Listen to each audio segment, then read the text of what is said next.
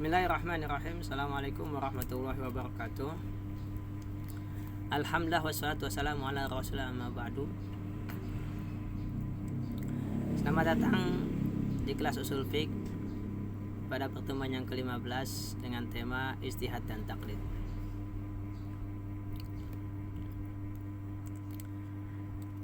Sebagai seorang muslim yang beriman kepada Allah Subhanahu wa taala, sudah menjadi kewajibannya melakukan sesuatu sesuai dengan hukum. Agar dapat melakukan sesuatu sesuai dengan hukum, maka diperlukan pengetahuan tentang hukum. Dan untuk memiliki pengetahuan tentang hukum, maka harus ada usaha untuk mengetahui hukum tersebut. Usaha untuk mengetahui hukum bisa mandiri, bisa mengikuti. Mandiri bagi yang memiliki kemampuan dengan cara berijtihad. Bagi yang tidak memiliki kemampuan, dia hanya mengikuti orang yang memiliki kemampuan, maka dengan cara taklid. Artinya, seorang yang memiliki kemampuan mengetahui hukum secara mandiri, dia bisa berijtihad. Adapun yang tidak memiliki kemampuan, maka dia mengikuti orang lain yang memiliki kemampuan, maka ini disebut dengan taklid. Nah, kajian kita sekarang adalah tentang ijtihad. Berarti ijtihad artinya usaha mengetahui hukum secara mandiri. Adapun taklid, usaha untuk mengetahui hukum dengan cara mengikuti orang lain. Itu adalah penjelasan secara singkat tentang ijtihad dan taklid. Lebih dalam kita membahas tentang ijtihad. Apa itu ijtihad?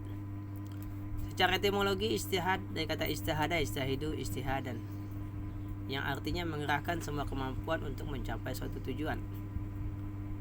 Setiap orang ketika dia memiliki target untuk dicapai, maka dia akan berusaha keras mengerahkan semua kemampuannya untuk mencapai tujuan yang dia inginkan tersebut. Nah, jika dia telah melakukan hal ini, berarti dia telah berijtihad. Baik berijtihad untuk mendapatkan ilmu, berijtihad untuk mendapatkan harta, dan ijtihad yang lainnya, itu semua disebut ijtihad, namun secara bahasa. Sebagai sebuah istilah, ijtihad adalah menumpahkan semua kemampuan untuk mendapatkan ilmu atau zon tentang suatu hukum dengan cara penelitian. Ya, jadi di sini lebih menyempit, ya, lebih menyempit, di mana seorang memiliki kemampuan lalu ditumpahkan semua kemampuannya. Untuk apa? Untuk mendapatkan suatu ilmu atau zon tentang suatu hukum. Ya, tentang suatu hukum. Di sini ada dua, ada ilmu, ada zon. Yang dimaksud dengan ilmu adalah pengetahuan yang pasti dan meyakinkan. Adapun zon adalah pengetahuan yang tingkatnya tidak sampai pasti atau meyakinkan, namun hanya mencapai tingkat prasangka kuat. Ya, prasangka kuat itu zon. Ya, prasangka kuat. Jadi bukan ragu-ragu, enggak. Prasangka kuat artinya lebih mendekati kebenaran atau lebih mendekati keyakinan. Dengan cara penelitian. Dengan cara apa? Penelitian. Kita akan jelaskan satu persatu definisi ini. Ya. Jadi suatu proses ijtihad ada 3 unsur. Ada kemampuan, ada usaha, dan ada penelitian. Yang dimaksud dengan usaha di sini adalah kerja keras. Kerja keras itu yang dimaksud dengan usaha. Ya. Jadi seorang memiliki kemampuan untuk meneliti atau melakukan penelitian, lalu dia berusaha keras mengerahkan semua kemampuannya dalam penelitian tersebut hingga mencapai suatu tujuan, yaitu hukum. Artinya seorang tersebut dapat mengetahui suatu hukum tentang suatu masalah, sehingga seorang dikatakan telah berijtihad jika pertama dia memiliki kemampuan. Jadi kalau nggak memiliki kemampuan walaupun dia berusaha keras, maka dia bukan berijtihad namanya. Nanti akan dijelaskan apa yang dimaksud dengan kemampuan di sini. Kedua, menumpahkan semua kemampuannya dalam melakukan penelitian, bukan penukilan. Ya. Jadi dia semua kemampuannya dikerahkan untuk melakukan penelitian, bukan penukilan. Dan di akhir dia menemukan satu hukum syar'i dengan yakin atau dengan prasangka kuat. Nah, di sini disebutkan tentang penelitian, bukan penukilan. Ya. An-nazar bukan riwayah. Ya, an-nazar penelitian, bukan riwayah. Kalau riwayahnya penukilan, ya, seperti para perawi hadis, mereka hanya menukil sebuah riwayat. Beda dengan fuqaha. ahli fikih, mereka melakukan penelitian terhadap suatu teks hukum seperti Quran dan Sunnah, ataupun untuk beberapa kasus masalah. Itu mereka melakukan penelitian. Jadi yang di sini yang dimaksud dengan ijtihad adalah melakukan penelitian. Jadi usaha keras dalam melakukan penelitian, bukan penelitian. Karena para ulama hadis pun mereka melakukan usaha keras. Bahkan ada yang melakukan perjalanan berbulan-bulan hanya untuk mendapatkan suatu hadis.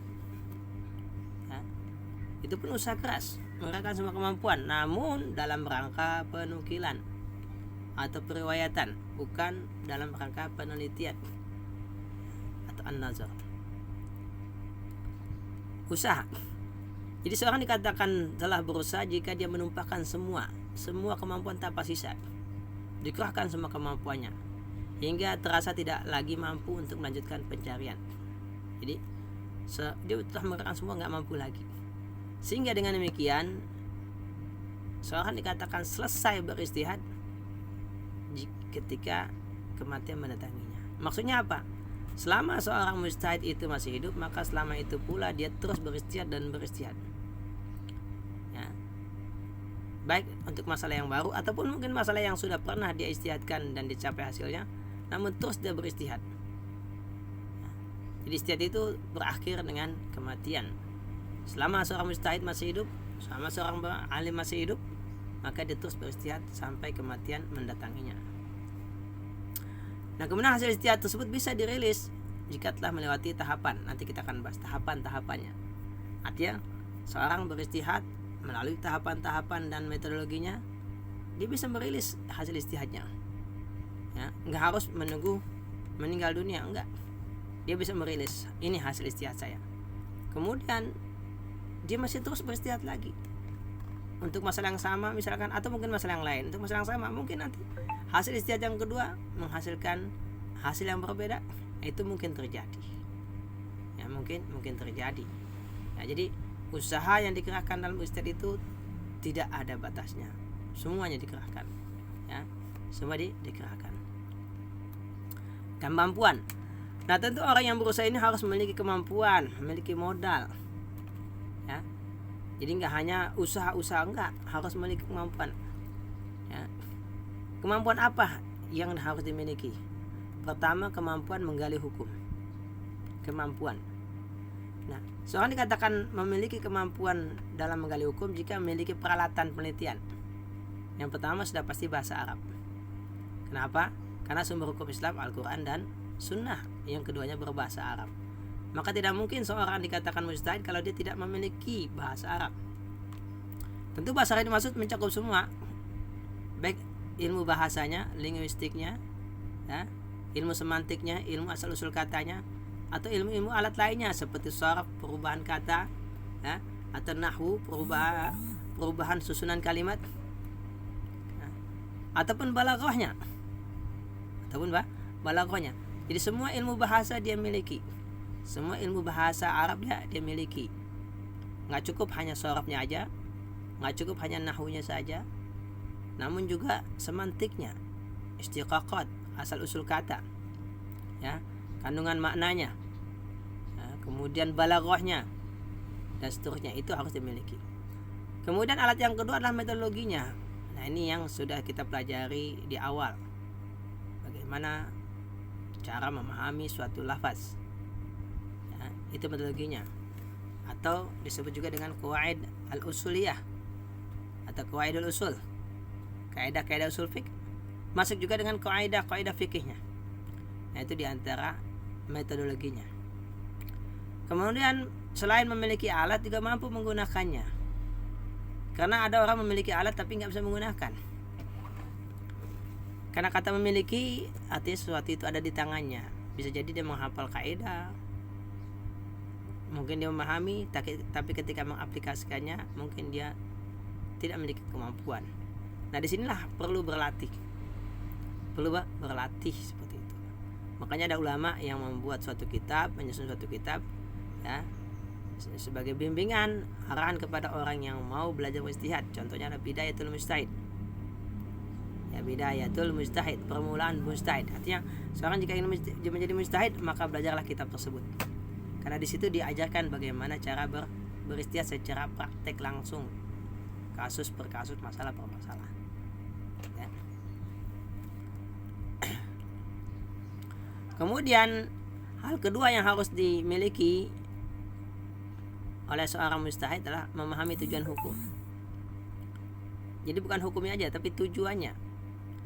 Karena pemahaman tentang tujuan hukum ini sangat penting dalam proses ijtihad atau pembuatan hukum. Kenapa? Karena hukum itu adalah alat, bukan tujuan. Namun ada lagi tujuannya, yaitu kemaslahatan atau kebaikan manusia di dunia dan di akhirat. Itu namanya maqasidus syariah, tujuan daripada disyariatkan hukum. Dan ini tentu berlaku dalam segala bidang ilmu pengetahuan. Seorang misalkan ahli mekanika, mesin, ya, atau ahli mobil misalkan. Pertama tentu tujuan. Tujuannya apa? Misalkan agar mobil dapat berlari dengan cepat tanpa ada hambatan. Ya, maka dirancanglah bentuk mobil sedemikian rupa agar mudah berlari dengan cepat tanpa ada kesulitan ketika menghadapi angin misalkan, dan seterusnya. Jadi tujuannya juga harus dipahami. Ya. Nah, kalau seandainya suatu hukum di produk tapi mengabaikan tujuan, misalkan hukum yang dibuat manusia, kebanyakan hukumnya ini mengabaikan tujuan sehingga tujuannya tidak tercapai. Misalkan hukuman pencuri. Seorang yang mencuri dihukum. Tujuannya apa? Tujuannya bukan untuk menghukum, tapi tujuannya agar orang yang tidak mencuri tidak berani mencuri. Tujuannya. Dan agar orang yang sudah mencuri tidak lagi mengulangi perbuatannya. Maka jika ada hukum bagi pencuri tapi ternyata tidak menghalangi orang lain untuk mencuri, tidak mengurangi kejahatan pencurian, tidak membuat orang mencuri menjadi kapok, maka hukumnya berarti gagal, harus ditinjau ulang. Seorang mencuri, merampok, dipenjara sekian bulan, sekian tahun. Begitu keluar dari penjara, dia kembali mencuri. Nah, itu artinya hukumannya tidak mencapai tujuan. Nah, ini harus ditinjau ulang hukum tersebut berarti. Karena dalam membuat hukum itu harus memahami tujuan. Kita ambil contoh misalkan Umar bin Khattab. Ya, dalam contoh kasus hukuman bagi pembunuh.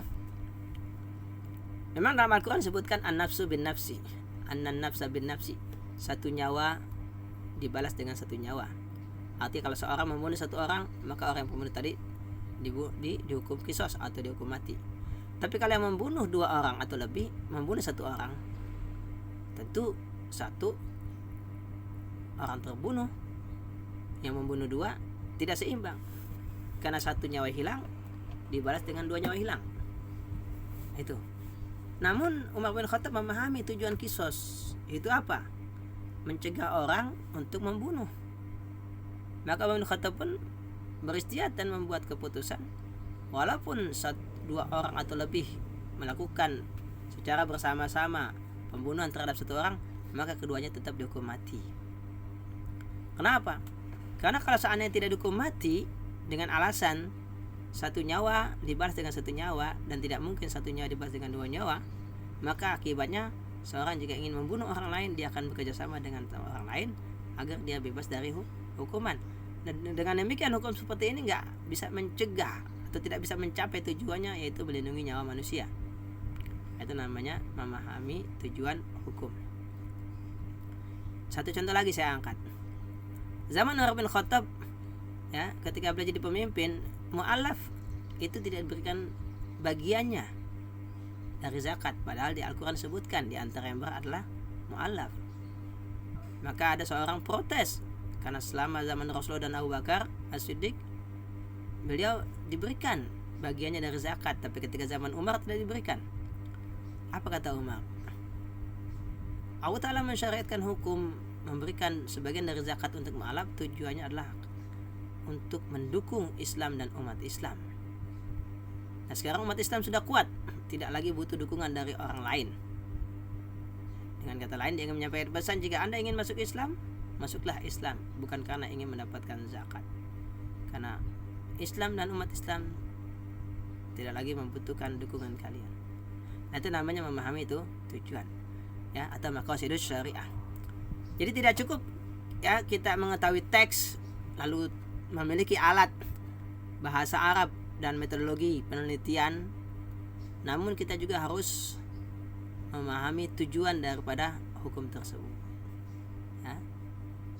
Karena kalau tidak memahami, akibatnya hukum yang dibuat akan sia-sia karena tidak mencapai tujuan. Penelitian, ya. Jadi seorang dikatakan mujtahid jika melakukan penelitian. Nah, objek penelitian itu bisa teks hukum Quran dan Sunnah, bisa juga permasalahan hukum, kasus-kasus, ya. Nah, dari kasus yang tidak, tentu kasus ada yang tidak tertera dalam Al-Quran, nah itulah yang dibahas. Kalau sudah ada, ya tentu tinggal digali dalam Al-Quran tersebut. Jadi harus melakukan penelitian tentang objek tersebut, menggali Al-Quran, misalkan teks ini apa hukum yang dikandung oleh teks Al-Quran ini atau teks hadis ini dalam suatu masalah, apa hukum tentang masalah ini, ya, seperti itu. Jika ada, maka tinggal difatwakan. Seperti seorang nenek datang kepada Abu Bakar bertanya tentang bagian dari warisan. Di Al-Quran nggak sebutkan, tapi Abu Bakar mencari, mungkin sahabat pernah mendengar Nabi menyampaikan hukum tentang perkara ini dan ternyata didapati bahwasanya nenek mendapatkan seperenam, maka diputuskanlah seperti itu. Tapi ketika masalah tersebut tidak ada teksnya dalam Al-Quran ataupun Sunnah, maka ulama beristihad untuk mengetahui hukum bagi permasalahan tersebut, ya. Begitu juga metode penelitian, ya. Maka ada kaidah usul fiqh, ada kaidah fikih, ya. Nah, ini penelitiannya menggunakan metodologinya, bagaimana memahami teks tersebut berdasarkan kaidah. Misalkan aqimus shalah, aqimu fi'l amr, kaidahnya adalah al-amru lil wujub, berarti salat itu hukumnya wajib, ya. Kemudian kaidah fikihnya misalkan al-umur maqasidiha, perkara itu ditentukan berdasarkan tujuan dan niatnya. Jadi kalau niatnya adalah untuk menghindar, maka dia tidak dibebaskan dari penghinaan tersebut. Misalkan seorang melakukan jual beli, walaupun tidak menggunakan kata jual dan beli, namun tujuannya jelas, memindahkan harta atau bertukar harta. Misalkan saya mengatakan, silakan ambil barang ini 10.000 aja. Ini nggak menggunakan kata beli atau jual, ya. Maka yang dilihat substansinya, maka dikatakan sebagai jual beli. Nah, itu kaidah fikih. Adapun untuk kasus hukum tentu dia membutuhkan kaidah ilmu terkait. Misalkan masalah kesehatan, apa hukumnya merokok misalkan. Di teks Quran dan Sunnah nggak ada, karena zaman Nabi tidak ada orang yang merokok, sehingga tidak ada teks hukumnya.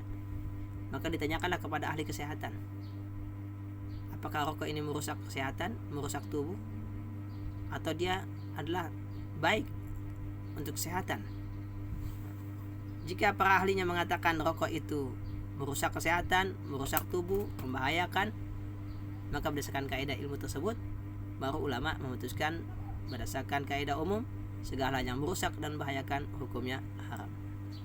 Nah, di dalam penelitian, jika ada kasus hukum, lihat, ya, kaidah ilmu terkait tentang masalah tersebut, ya.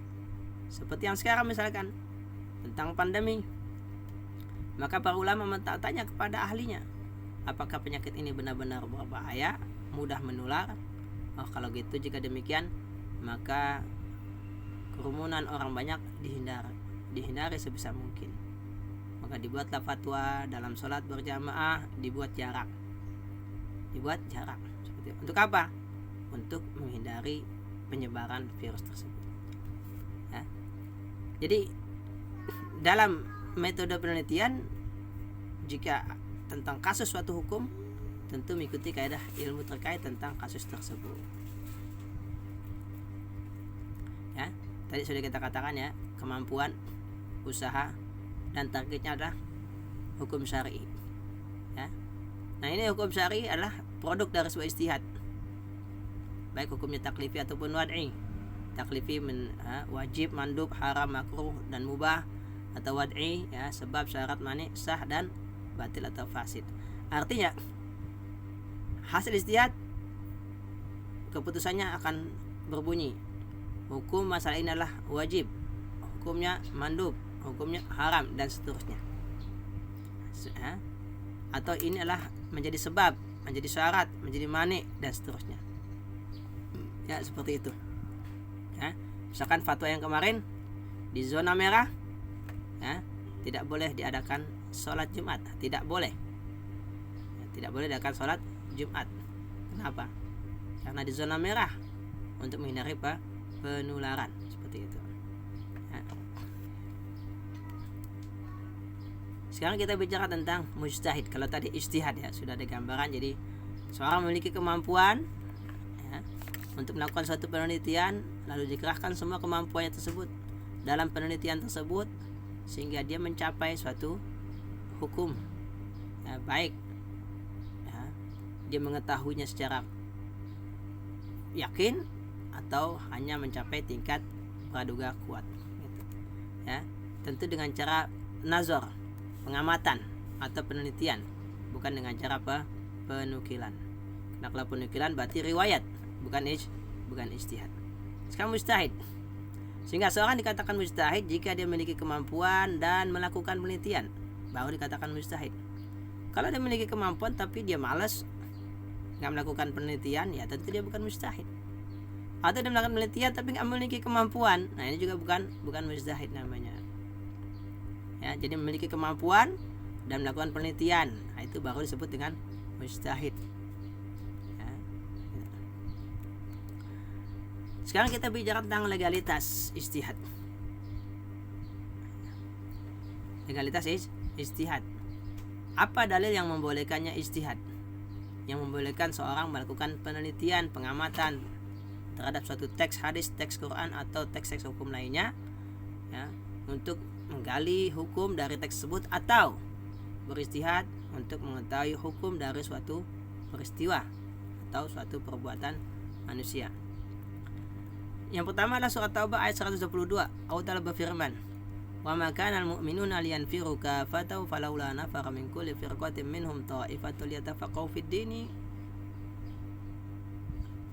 wa liyunziru qaumahum idza raja'u ilaihim la'allahum yahdharun." Maaf, ini kutipannya sepertinya ada kesalahan ketik ya. Wa ma kana al-mu'minuna liyanfiru kafatan falawla nafara min kulli firqatin minhum ta'ifatun liyatafaqahu fid din. Ini ada pengulangan pengetikan. Walunzir qawmahum idza raja'u ilaihim la'allahum yahzarun. Ini juga ada pengulangan pengetikan. Mohon maaf, nanti akan saya edit pengetikannya. Ya. Wa ma kana al-mu'minuna liyanfiru kafah. Tidak patutlah orang-orang beriman semuanya pergi keluar ke medan perang. Falaula nafaru min kulli firqatin minhum ta'ifatun. Seandainya ada beberapa orang dari setiap kelompok ya, yang tidak keluar berperang. Untuk apa? Liyatafaqahu fid din. Agar mereka bertafaqquh fid din. Di sini. Ini kata kuncinya adalah tafaqquh fid din. Ya. Tafaqquh. Ini kalau kita ya telusuri asal katanya lah faqaha yafqahu, artinya memahami. Tapi sini tafaqqaha. Wazan tafa'ala itu menunjukkan adanya usaha yang lebih berat dan lebih keras daripada wazan fa'ala. Jadi ada unsur pemaksaan diri untuk melakukan sesuatu. Jadi misalkan kata alima, mengetahui. Tapi kalau ta'allama, jadi kita memaksakan diri kita untuk mengetahui. Maka diterjemahkan ta'allam itu belajar. Kalau alimah sudah mengetahui, kalau belum mengetahui maka ta'allama, memaksakan diri untuk berilmu dengan cara belajar. Nah, begitu tafaqqaha, berarti memaksakan diri untuk memahami. Memahami. Makanya di sini ada unsur pemaksaan dan ada unsur usaha keras. Tentu yang dimaksud pemaksaan adalah memaksa diri sendiri ya, bukan dipaksa orang lain. Jadi seorang dikatakan mujtahid ketika dia memaksakan dirinya berijtihad, terus mencari tahu, itu dengan cara meminta petunjuk kepada Allah Ta'ala, sudah pasti. Jadi kata liyatafaqahu ini menunjukkan perintah Allah Ta'ala pada sekelompok orang mukmin untuk menggali dan menggali, beristihad dan beristihad menggali hukum-hukum agama, ya, menggali karena ad-din, agama. Jadi yang menjadi objeknya adalah hukum agama. Yang tujuannya apa? Liyunziru qaumahum, untuk disampaikan kepada kaumnya ketika kaumnya kembali kepada mereka. Idza raja'u ilaihim la'allahum yahzarun, agar mereka kaumnya itu mengambil peringatan tersebut. Hati-hati. Ya. Misalkan dijelaskan, oh ini mubah, ini haram, maka yang mubah diambil, yang haram ditinggalkan. Ya.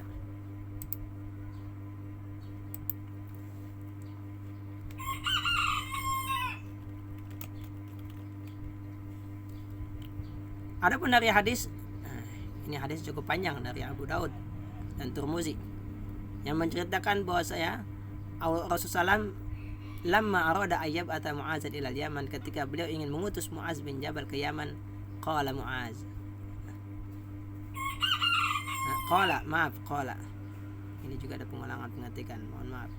Rasul berkata kepada Mu'az, kaifa taqdi idza arada alaik laka qada'un, bagaimana kamu memutuskan jika ada suatu perkara yang datang kepadamu atau menghampirimu. Jadi Mu'az ingin diutus menjadi seorang qadi. Bagaimana cara memutuskan jika ada perkara? Mu'az menjawab, qala aqdi bi kitabillah, saya memutuskan dengan kitabullah. Qala, Rasul kembali bertanya, fa illam tajid fi kitabillah, jika kamu tidak mendapatinya dalam kitabullah.